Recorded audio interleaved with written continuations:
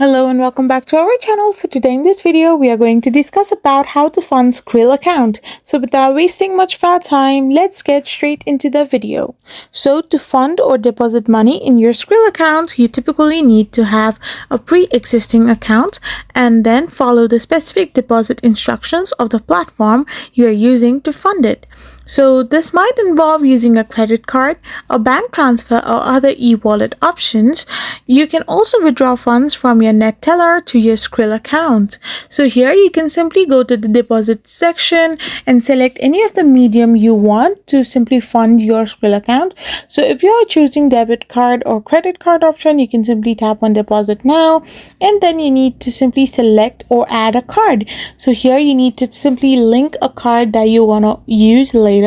And by the help of this, you can now simply fund your Skrill account. I hope you found this video helpful, so don't forget to hit that subscribe button and to give us a thumbs up. We will be back again with more informative videos. Thank you for watching.